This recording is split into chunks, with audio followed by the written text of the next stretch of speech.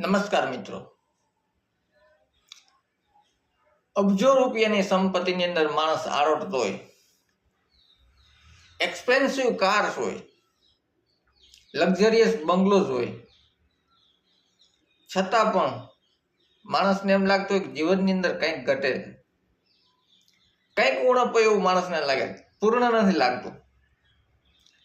અને ક્યાં ખામી છે એ માણસ સંશોધન કરવામાં પણ કૂચે નથી મળતો, એના પાછળ વિચારતો પણ નથી. મિત્રો, માણસ જીવનની અંદર છે ને 4 આનંદ હોઈ શકે. એક ભોગાનંદ હોય, બૌદ્ધિક આનંદ હોય, આધ્યાત્મિક આનંદ હોય અને ભાવાનંદ હોય. આપણે ફક્ત ભોગાનંદમાં જ ધ્યાન આપ્યું છે. બાકીના જે ત્રણ આનંદ છે ને એની ઉપર કોઈ માણસ ધ્યાન આપતો જ નથી. આ 4 આનંદ છે ને એ માણસને મળે ને તો એને જીવનની અંદર પૂર્ણતા લાગે. પણ પૈસાની પાછળ દોડતો રહેલો માણસ બીજા જે 3 આનંદ છે ભોગાનંદ સિવાયના એમાંના ધ્યાન જ નથી. કેમ કે આ 4 આનંદ છે ને એ એક ખુરશીના 4 પાયા જેવું છે. 4 પાયા મજબૂત હોય ને તો જ તમને જીવનની અંદર પૂર્ણતા લાગે, સંતુષ્ટિ લાગે. ભોગાનંદ સામાન્ય રીતે આપણે ખબર છે કે વિત્તમાંથી મળે. પૈસા હોય તો ભોગાનંદ મળે. તો ભોગાનંદ ખરાબ નથી. આપણા કલ્ચરે, આપણી સંસ્કૃતિએ કોઈથી ભોગાનંદને ખરાબ નથી કીધો. પણ ભોગાનંદથી મોટા ભાગે માણસનું રિઝલ્ટ શું હોય? માણસ તેજસ્વીહીન અને ભાવહીન બની જાય છે. બીજો આવે ભાવાનંદ. ભોગાનંદ જેમ આપણે ચૂરમાન લાડવા મીઠા લાગે એમ સંન્યાસીને મીઠા જ લાગે, એમાં કઈ ફરક ન હોય. પણ ભોગાનંદનો મેન સમજદારી નથી માણસને, એટલે એને શું થાય છે કે ભાવાનંદ અને તેજસ્વી તો માણસને અણાઈ જાય છે. ત્યાર પછી એક બૌદ્ધિક આનંદ આવે. બૌદ્ધિક આનંદ એવી વસ્તુ છે માણસો, મિત્રો, કે લેવાની પણ હોય અને આપવાની પણ હોય. બીજાનો બૌદ્ધિક આનંદ પણ મારે ખીલવવો જોઈએ. સામાન્ય રીતે કોઈ પૌત્ર હોય, દાદાને પૂછે એના કે દાદા તમારા જીવનમાં આવો સમસ્યા આવી ત્યારે તમે શું કર્યું? નકા હકીકતમાં પૌત્રને ખબર હોય એને નિવારણ શું કરવું, પણ એનાથી દાદાને પ્રેરણા, ઉત્સાહ થાય મનની અંદર, એનો બૌદ્ધિક આનંદ ખીલે. બીજું, બૌદ્ધિક આનંદ એવી વસ્તુ છે કે એની અંદર સંતોષ ન હોય. મહાભારતની અંદર જ્યારે દ્રોણાચાર્ય અશ્વસ્થામાં ચક્રવ્યૂહ સમજાવતા હતા ત્યારે અર્જુન રમતો હતો, બધા છોકરાઓ રમતા હતા. ત્યારે અર્જુનને ખબર પડી કે ગુરુદેવ કંઈક શીખડાવે, તો એ રમત છોડીને ત્યાં આવી ગયો. એક જિજ્ઞાસા હોય બૌદ્ધિક આનંદની અંદર, અંદરથી એક જિજ્ઞાસા હોય નવું સંશોધન કરવાની. એ 7 કોઠાનું યુદ્ધ એ વખતે અર્જુને શીખી લીધું, બીજા બાળકો ન શીખા. કેમ કે સામાન્ય રીતે જેવી જેની બુદ્ધિ, આપણે ડિટેક્ટિવ ચોપડી વાંચતા હોય તો એમાં બૌદ્ધિક આનંદ આવે. જ્યારે કોઈ મહાન પુરુષ હોય એને વેદો, ઉપનિષદો અને મહાભારત, રામાયણ, ગીતા વાંચવામાં આનંદ આવે. બૌદ્ધિક આનંદ એવી વસ્તુ છે માણસ ખાવાનું ભૂલી જાય. કોઈ છોકરો ભણવાની અંદર એટલો તલ્લીન હોય ને અને એની મમ્મી બોલે ને ચાલ દીકરા ખાઈ લે, ત્યારે એમ કે ને અત્યારે નથી ખાવું. રાત્રે વાંચતો હોય જો માવતર એમ કહે ને કે હવે સુઈ જા, બહુ થઈ ગયું, એને ભણવામાં બૌદ્ધિક આનંદ હોય છે. અને ભાવાનંદનું પણ એવું જ છે. સામાન્ય રીતે આ વસ્તુ અત્યારે સમાજમાં ક્યાંય બહુ ઓછી જોવા મળે છે. ભાવ કોઈની અંદર રહ્યો જ નથી. બધે વેપાર થઈ ગયો, વ્યવહાર થઈ ગયો. તું મને આટલો આપતો, હું તને આટલો આપી આવું.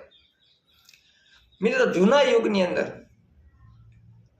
જ્યારે, અત્યારે તો મોબાઈલનો જમાનો છે, બધા ખબર પડી જાય કે ભાઈ આવવાનો છે કે નહીં. પણ જ્યારે ભાઈ બીજને દિવસે એનો ભાઈ આવવાનો હોય ને જમવા, ત્યારે બેન છે ને બહાર રવેશની અંદર ગેલેરીમાં આટા ફેરા કરતી હોય, ક્યારે આવશે, ક્યારે આવશે. અને જે આજુબાજુની દિવાળીની રોશની હોય ને એ એને ન દેખાય, ત્યારે ફક્ત ભાઈની ચિંતા હોય. સામાન્ય રીતે ભાઈ બેન બેયના લગ્ન થઈ જાય પછી લોકો બે અવરા સંસારમાં પડી જાય, ગામડાઓનું અંતર વધી જાય, પણ દિલનું અંતર નથી વધતું. આ ભાવાનંદ છે. ત્યાર પછી આધ્યાત્મિક આનંદ આવે. આધ્યાત્મિક આનંદ એટલે આત્માનો આનંદ. આત્મની અધિ ઇતિ આધ્યાત્મ. આ 4 આનંદ જો માણસના જીવનની અંદર ખીલે, માણસના જીવનમાં મળે, એ મેળવવાનો પ્રયાસ કરે તો સંપૂર્ણ જીવન પૂર્ણ જેવું લાગે. અને એને કહેવાય ઇન્ટિગ્રેટેડ પર્સનાલિટી. સામાન્ય રીતે તમે કૃષ્ણ ભગવાનને જો માખણ ચોર સમજીને વાંચશો ને તો તમને ભાવાનંદ મળશે, અને એ જ કૃષ્ણને રણછોડ રાય તરીકે વાંચશો તો બૌદ્ધિક આનંદ મળશે. એકની એક વસ્તુ હોય. અત્યારે ભાવાનંદનું પુષ્પ છે ને એ મુરઝાઈ ગયું છે, કોઈ જગ્યાએ ભાવાનંદ છે જ નહીં.